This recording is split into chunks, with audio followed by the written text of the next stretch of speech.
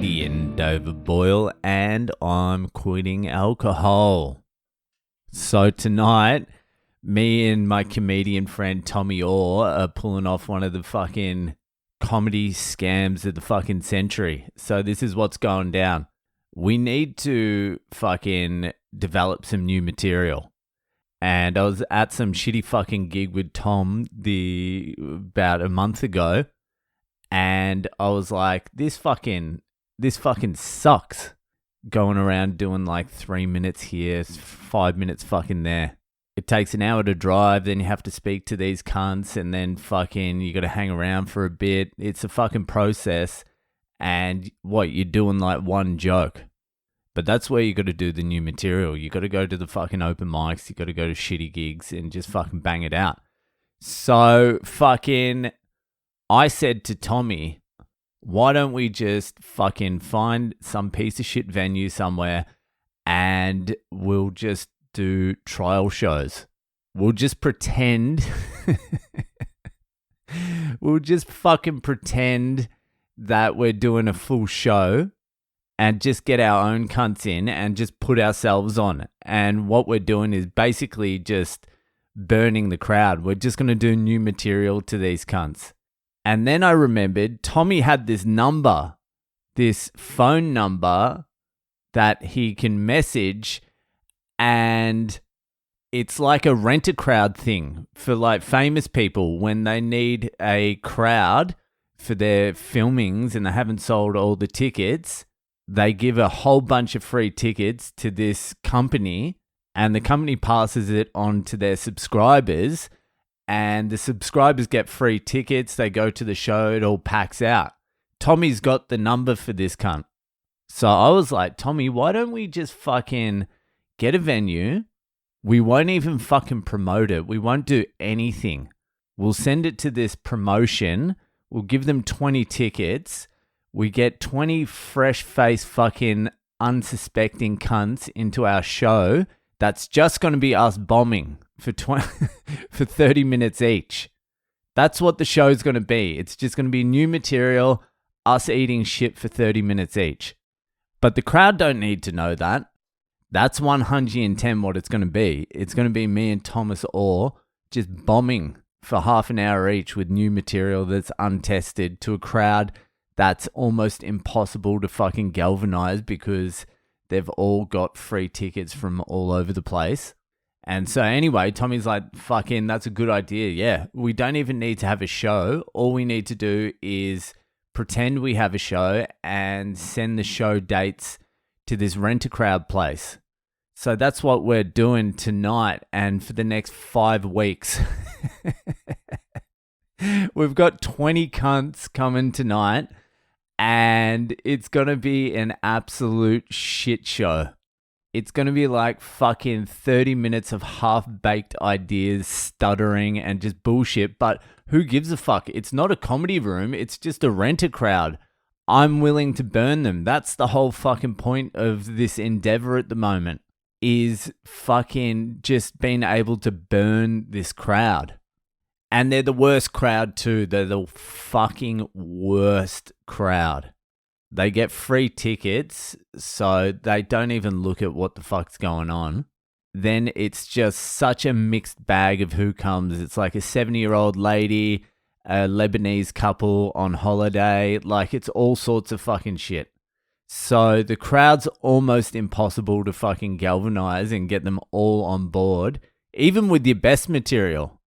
Because Tommy was running a gig last year, and when it wasn't filling out, he was using this rent-a-crowd, and I did the gig a bunch of times, and it was just a fucking shit fight. But that's the good thing. That's what I wanted. I wanted an absolute shit fight because that forces your material to get better. You've got no fucking choice. It's just got to get better. So that is on tonight. I'm a little bit nervous because this is the full-on scam. It's the reverse scam. These cunts that are coming, the 20 that are coming tonight, they think they've pulled off the heist of the century getting free tickets. And what's really happening is they're getting used and abused. They are there to test material on. Oh my God. It's going to be one of the bombs of the century as well. I can feel it in my bones. The venue we got to pull off this scam is kind of like not even a venue either. It's when they walk upstairs, they're going to be like, what the fuck have we just got into? And then I'm going to come on stage and be like, hey, some stuff about fucking slavery. Jesus Christ. This is going to be a fucking train wreck for the next 5 weeks, but it needs to be done. Do you know how much more beneficial it is doing fucking half an hour than it is like 5 minutes here and there? You can shape a set in half an hour. In 5 weeks, if you really work on it, if you're doing half an hour of new, you come out with like 10, 15 minutes of decent material. Obviously, it's not all going to be gold or even half of it, but if you work on it, it's going to end up being good. And I want some new shit for when I get to Canada, so it's all part of the plan. Let's see how it all fucking pans out. It's going to be an interesting episode tomorrow. Anyway, let's get on to this week's Boyle Breaks history. So this week, I don't know how it came up. I was watching something and the fourth turning came up. And I'm like, I've heard of that fucking phrase before, but I didn't know what it was. Then I listened to something else and someone was like, yeah, the fourth turning, we're in the fourth turning. I'm like, what the fuck is this fourth turning? So that's what I've been investigating all week. It's Boyle Breaks history, the fourth turning. So the fourth turning was actually a book written by William Strauss and Neil Howe back in 1997. And they proposed in this book that history is in blocks, around about 80-year blocks, a long human lifetime. And there's 4 turnings in each block. So each turning is like 20 years and each turning has a different characteristic. So a first turning is a high. That's basically when things are good, fucking times are good. Everyone's in it together, all that sort of shit. The next turning is an awakening. So the second turning is an awakening, which is like the second turning in this last fucking block of history was the 1960s. So the high times, the first turning was after World War II. Everything was good for a period of time there after the World War II. So that period, the high of the first turning lasted from 1946 to 1964. And then there was the awakening, the second turning, which was the 1960s, the hippies fucking doing all their bullshit, whatever. Acid, Bob Dylan, that sort of shit. And that lasted from about 1964 to 1984. They mark the third turning, which is the unraveling of fucking society. They mark that as fucking, what's his name? What's that president? Reagan's second term. That was the sign of the beginning of the unraveling. And that's what happened. Like the Berlin Wall fell. There was all sorts of upheaval, fucking 9/11, all that shit. And the fourth turning, which is the one that I'm actually talking about, which is the crisis. So the third turning lasted from 84 to 2008. The great financial crisis was the start of the fourth turning, the crisis turning. So in the fourth turning, shit hits the fan basically, and that's where we are. It's just crisis, upheaval, political divide, fucking monetary fucking implosion, war. It's an absolute fucking shit show in the fourth turning. And this is like the fourth turning in American history. So the fourth turning before this one was the Great Depression, and then the one before that was like the Civil War or some shit like that. And then the one before that was, I don't know, fucking who cares? And so what happens in fourth turnings is absolutely everything fucking goes to shit. People lose trust in all the institutions. Life becomes fucked.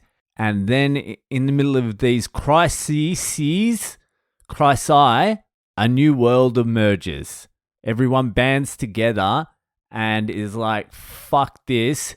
Let's start some new shit.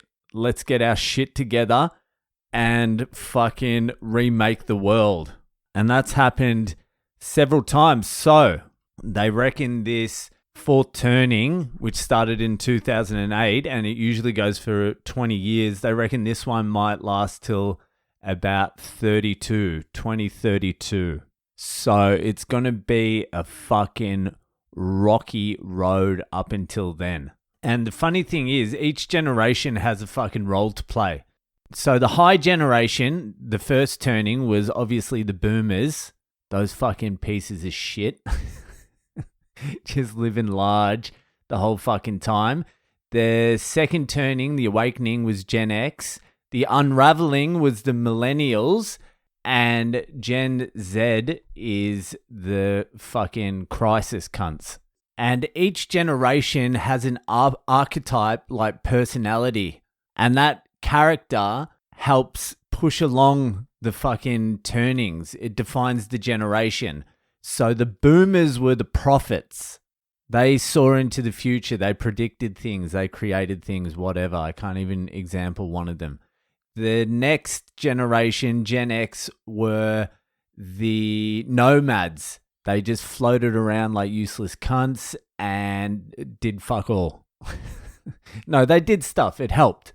The millennials, my generation, this surprised me, but the millennials are the hero archetype.